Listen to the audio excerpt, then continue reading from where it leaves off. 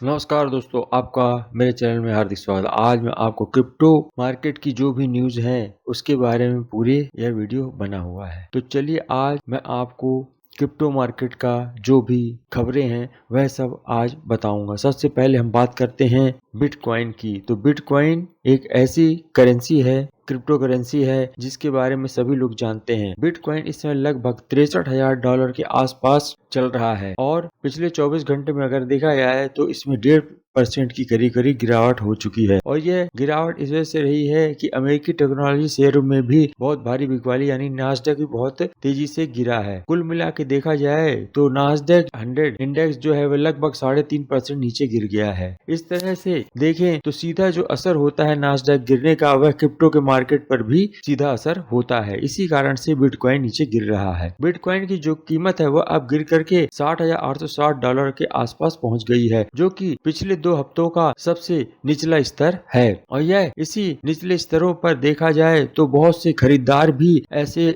आए हैं जो इस बिटकॉइन को खरीद रहे हैं और बिटकॉइन ने अपने महत्वपूर्ण सपोर्ट जोन को सफलता पूर्वक से देखा जाए तो होल्ड करके रखा हुआ है और वह इससे नीचे नहीं जा रहा है। और इसके बाद ही खरीदार लोग जो खरीदना शुरू किए हैं, इस वजह से कीमत में कुछ बढ़त भी देखने को मिल रही है। अगर बिटकॉइन के डेटा देखा जाए तो पिछले 24 घंटों में लगभग $156 मिलियन के आसपास क्रिप्टो में लोग पोजीशन लिए हुए हैं, जो कि यह दर्शाता है कि बाजार में अभी भी काफी अस्थिरता बनी हुई है, यानी बाजार में कोई स्थिरता दिखाई नहीं दे रही है। और अब चलते हैं दूसरी खबर की ओर, जो कि दुनिया की प्रमुख जो एक एसेट मैनेजमेंट कंपनी है फ्रैंकलिन टेम्पलेट, उसने भी अब यह डिसाइड किया है कि वह आगे चल करके अपने डिजिटल एसेट बिजनेस को बहुत तेजी से बढ़ा रही है और आगे भी बढ़ाएगी। इसलिए इस कंपनी ने क्रिप्टो एसेट मैनेजमेंट 250 डिजिटल का अधिकरण किया हुआ है और साथ ही फ्रैंकलिन क्रिप्टो के नाम से एक नया डिवीजन भी उन्होंने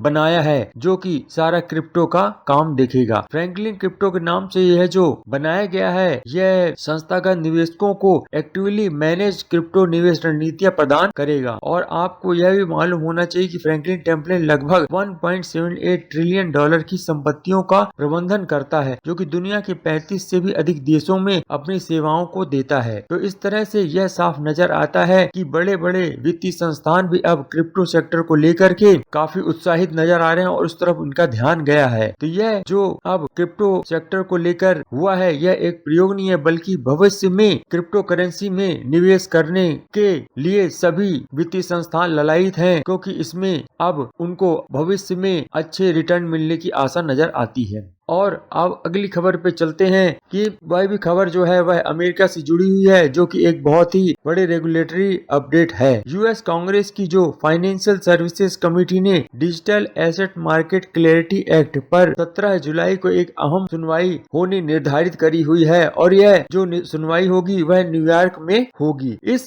सुनवाई का प्रमुख उद्देश्य यह है कि क्रिप्टो एक्सचेंज संस्थागत निवेशकों, वित्तीय कंपनियों और अन्य संबंधित पक्षों से सीधे फीडबैक प्राप्त करना है, ताकि भविष्य में बनने वाला रेगुलेटरी फ्रेमवर्क अधिक व्यवहारिक और प्रभावी हो सके। कुछ विशेषज्ञों का यह मानना है कि क्लैरिटी एक्ट अमेरिकी क्रिप्टो इंडस्ट्री के लिए एक बहुत ही महत्वपूर्ण स्तंभ साबित हो सकता है और इससे कई तरह की जो अनियमितताएं और अनिश्चितताएं क्रिप्टो मार्केट के बारे में बनी हुई हैं, वह कुछ हद तक या काफी हद तक कम हो सकती हैं। तो चलिए अब बात करते हैं ग्रेस्केल की एक नई रिपोर्ट की। प्रमुख डिजिटल एसेट मैनेजर ग्रेस्केल ने बिटकॉइन को लेकर के अपना लॉन्ग टर्म का जो दृष्टिकोण है वह बताया है कि वह पॉजिटिव नजर आता है। कंपनी का यह बताना है कि अमेरिकी फेडरल रिजर्व आने वाली बैठकों में ब्याज दरों को और नहीं बढ़ाएगा, अगर तो क्रिप्टो में एक बहुत बड़ी तेजी देखने को सभी को मिल सकती है। ग्रेस्केल के अनुसार जब रेट हाइक्स रुकते हैं तो बाजार में लिक्विडिटी की स्थिति बेहतर होती है और जोखिम वाले जो एसेट्स, खास करके डिजिटल एसेट पर दबाव जो होता है वह कम हो जाता है। ऐसी स्थिति में बिटकॉइन और अन्य जो प्रमुख क्रिप्टो करेंसी होती हैं उन करेंसियों में तेजी नजर आती है और वह क्रिप्टो करेंसी अपनी नई ऊंचाइयों की ओर बढ़ती हैं। हालांकि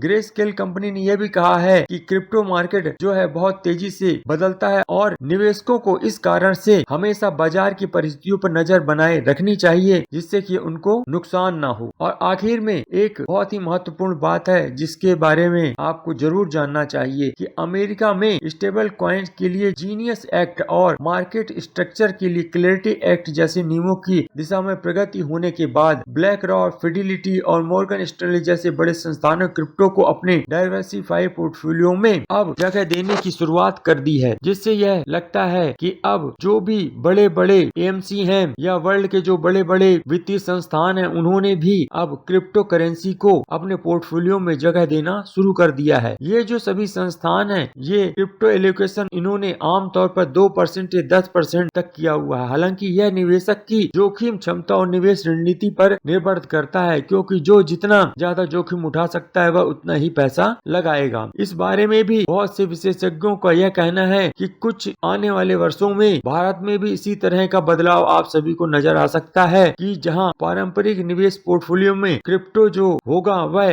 एक वैकल्पिक एसेट क्लास के रूप में भारत में भी लोग अपने पोर्टफोलियो में रखेंगे। आज के लिए बस इतना ही, आगे मिलते हैं फिर एक नए वीडियो में। अगर आपको यह न्यूज और क्रिप्टो करेंसी की अपडेट पसंद आई हो तो वीडियो को लाइक कर दीजिएगा, चैनल को सब्सक्राइब कर दीजिएगा और नोटिफिकेशन बेल को जरूर दबाइएगा, जिससे आपको क्रिप्टो मार्केट की कोई भी जो बड़ी खबर है वह आपसे छूट न जाए और वह सबसे पहले आपको मिले। इसलिए जरूर बेल आइकन को प्रेस करिएगा और यह वीडियो भी शेयर कर दिए जो क्रिप्टो मार्केट में काम करते हैं, जिससे उनको भी ये जो नई अपडेट है वह मिल सके। तो चलिए मिलते हैं अगले वीडियो में अगली अपडेट के साथ। धन्यवाद।